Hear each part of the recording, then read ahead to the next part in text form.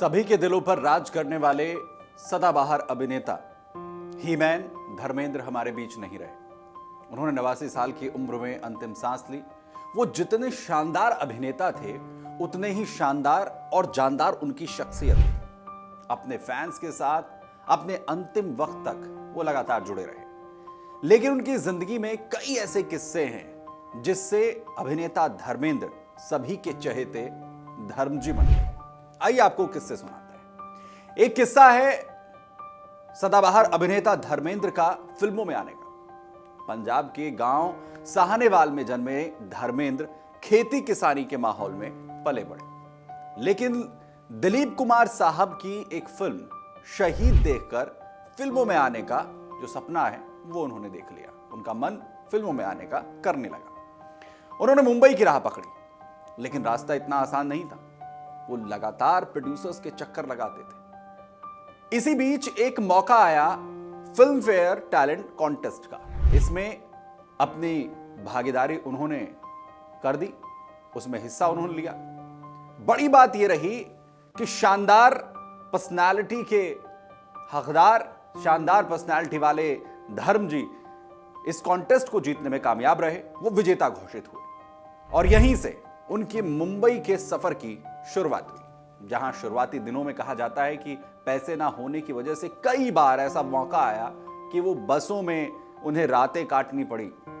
लेकिन तमाम असफलताओं के बाद, लगातार प्रोड्यूसर्स के चक्कर लगाने के बाद उनकी झोली में पहली फिल्म आई और फिल्म का नाम था दिल भी तेरा हम भी तेरे। और बस उन्हें यह फिल्म मिली और उनके करियर ने यहीं से रफ्तार पकड़ ली। एक धर्मेंद्र जी का किस्सा उनके एक्शन हीरो बनने का भी है। दरअसल 60 के दशक में रोमांटिक हीरोज जो हैं वो बहुत पॉपुलर हुआ करते थे, लोकप्रिय हुआ करते थे। लेकिन धर्मजी ने अपनी एक अलग पहचान बनाई एक्शन सुपरस्टार की। वो बिना किसी बॉडी डबल के खतरनाक स्टंट्स करते थे। और एक किस्सा है फूल और पत्थर फिल्म के दौरान का, जब सेट पर शूटिंग में आग के बीच से खुद जो लोग आग के अंदर फंसे हुए थे उन इंसानों को धर्मजी ने निकाला। और इस पूरी घटना से जो पूरा सेट है, वहां पर जो लोग मौजूद थे वो अवाक रह गए, हक्के बक्के रह गए। फिल्म के डायरेक्टर इतने इंप्रेस हुए, इतने प्रभावित हुए, उन्होंने कहा कि ये लड़का नहीं है, ये तो शेर है। उनकी बॉडी, एक्शन और हिम्मत ने उन्हें बॉलीवुड का पहला असली एक्शन आइकॉन बनाया। वही उनकी जिंदगी में सब कुछ ठीक चल रहा था। पहली शादी की अगर उनकी बात करें और सनी देओल के जन्म की बात करें तो बेहद दिलचस्प किस्सा है। दरअसल अभिनेता धर्मेंद्र की पहली शादी प्रकाश कौर से हुई थी। जब उन्होंने फिल्मों में कदम रखा तब उनकी शादी हो चुकी थी। लेकिन संघर्ष भरे वक्त में उनकी पहली पत्नी प्रकाश कौर ने उनका पूरा साथ दिया। उस दौर में जहां धर्मेंद्र काम की तलाश में लगातार मुंबई आते जाते रहते थे, जबकि परिवार पंजाब में था। और इस दौरान जो पंजाब में परिवार रह रहा था, प्रकाश कौर बखूबी परिवार का और बच्चों का जो ध्यान है वो रखती थी। सनी देओल के जन्म के वक्त धर्मेंद्र जो हैं वो भोपाल में शूटिंग कर रहे थे। तभी उन्हें जानकारी मिली कि उनकी जो पत्नी है प्रकाश, वो अस्पताल में भर्ती हैं और उनके घर में बच्चे का जन्म होने वाला है। जैसे उन्हें इस बात की जानकारी मिली, उन्होंने कोई गाड़ी नहीं पकड़ी, वो सीधा रेलवे स्टेशन पहुंच गए। वहां से उन्होंने ट्रेन पकड़ी और अपनी पत्नी के पास पहुंचने के लिए वो निकल गए। धर्मेंद्र बताते थे उस दौरान कि कैसे पूरी रात वो बेचैन रहे, पूरी रात वो घबराहट में रहे। और सुबह जब वो अस्पताल पहुंचे और पहली किलकारी जब उन्होंने बच्चे सनी की सुनी तो उसके बाद उन्हें चैन आया था। धर्मेंद्र ने कहा था कि ये उनकी जिंदगी का सबसे खूबसूरत पल था जब वो एक पिता बने थे। वहीं हेमा मालिनी से मुलाकात का भी एक किस्सा अभिनेता धर्मेंद्र का काफी दिलचस्प है। फिल्म थी तुम हसीन मैं जवान। शूटिंग चल रही थी। फिल्म की एक्ट्रेस हेमा मालिनी एक शॉट के दौरान एक ऊंचे पत्थर पर कहीं पर खड़ी हुई थी। वहां उन्हें शॉट देना था, लेकिन शॉट के दौरान अचानक से उनका पैर फिसल गया। वो गिरने लगी। वहां पर धर्मेंद्र मौजूद थे और उन्होंने पलक झपकते ही कुछ ही सेकंड्स में भागकर हेमा मालिनी को पकड़ लिया, उन्हें बचा लिया। हेमा ने बाद में कहा था कि वो पल उन्हें हमेशा याद रहेगा, क्योंकि उन्होंने उस दौरान कहा कि धर्मेंद्र की आंखों में डर और प्यार वो उसी दौरान उन्हें नजर आया था। और ये वही दौर था जब दोनों एक दूसरे के बाद में बेहद करीब आ गए। हेमा मालिनी से धर्मेंद्र का जो शादी का किस्सा है इस घटना के बाद ही शुरू हुआ।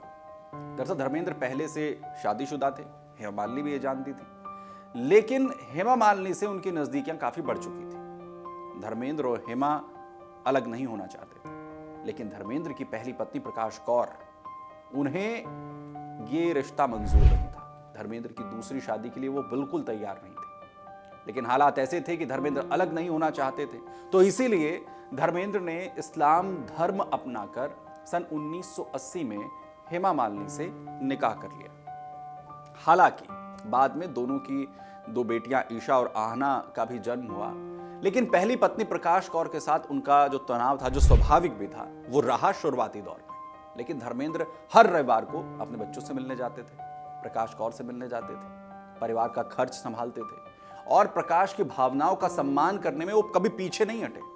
उन्होंने एक वक्त ये कहा था कि मेरी गलती का बोझ उन्हें यानी प्रकाश कौर को नहीं उठाना चाहिए। बाद में जो रिश्ते हैं वो धीरे धीरे बेहतर हुए, उनमें संतुलन आया।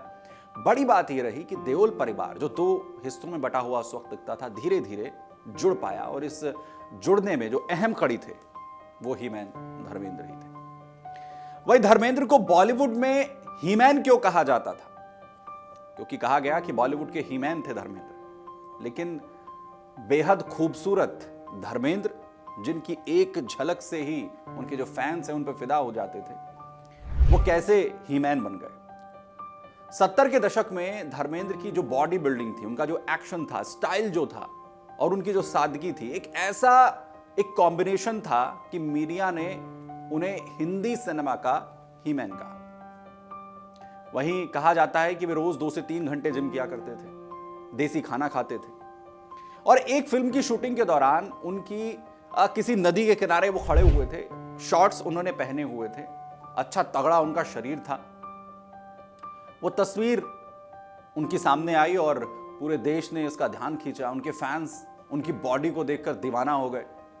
साथ ही इसके अलावा उनकी जो बॉडी थी उसमें 4 चांद लगाते थे उनके दमदार डायलॉग्स, और इन्हीं दमदार डायलॉग्स और उसी शानदार दमदार बॉडी ने उन्हें हीमैन की छवि बनाने में बहुत अहम किरदार निभाया। एक किस्सा मैं आपको जय वीरू की जोड़ी का भी सुनाता हूं। दरअसल एक किस्सा महानायक अमिताभ बच्चन और उनकी जोड़ी, उनकी दोस्ती का है, क्योंकि सभी जानते हैं कि अमिताभ बच्चन और धर्मेंद्र कितने करीब हैं, कितने करीब रहे। एक बहुत अच्छी दोस्ती उनकी जीवन भर रही और आज जब उन्हें अंतिम विदाई देने वालों की बात होती है तो अमिताभ बच्चन सबसे आगे थे। काफी भावुक भी अमिताभ बच्चन नजर आए। शोले की शूटिंग हो रही थी, धर्मेंद्र और अमिताभ की दोस्ती बहुत पक्की हो गई थी, बहुत नजदीक दोनों आ गए थे। लेकिन एक सीन वहां पर चल रहा था, हेमा मालिनी से घोड़े से उतारकर जो है उन्हें पकड़ना था, लेकिन धर्मेंद्र क्या कर रहे थे, बार बार रीटेक ले रहे थे, शॉट खराब करवा रहे थे।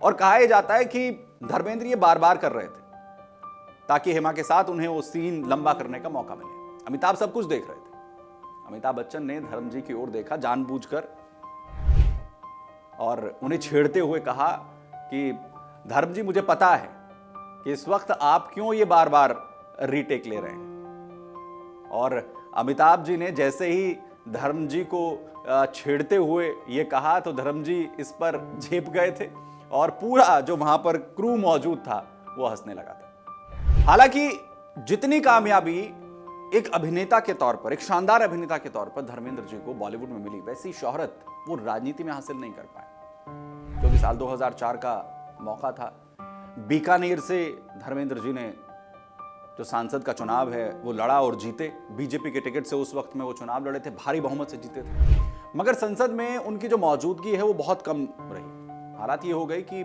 लंबे वक्त तक वो अपने संसदीय क्षेत्र में भी नहीं गए और उस वक्त वहां पर उनके लापता होने तक के पोस्टर्स जो हैं वो लग गए थे।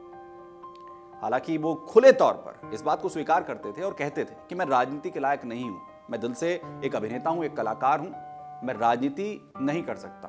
और इसीलिए अपने इस कार्यकाल के बाद वो राजनीति से दूर हो गए। लेकिन ऐसे सदाबहार शानदार अभिनेता धर्मेंद्र हम सबको छोड़कर चले गए।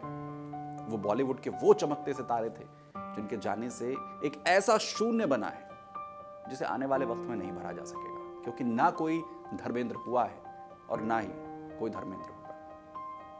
अगर आप ये वीडियो YouTube पर देख रहे हैं तो हमारे चैनल को सब्सक्राइब कर बेल आइकन दबाएं और Facebook पर देख रहे हैं तो हमारे पेज को लाइक करें।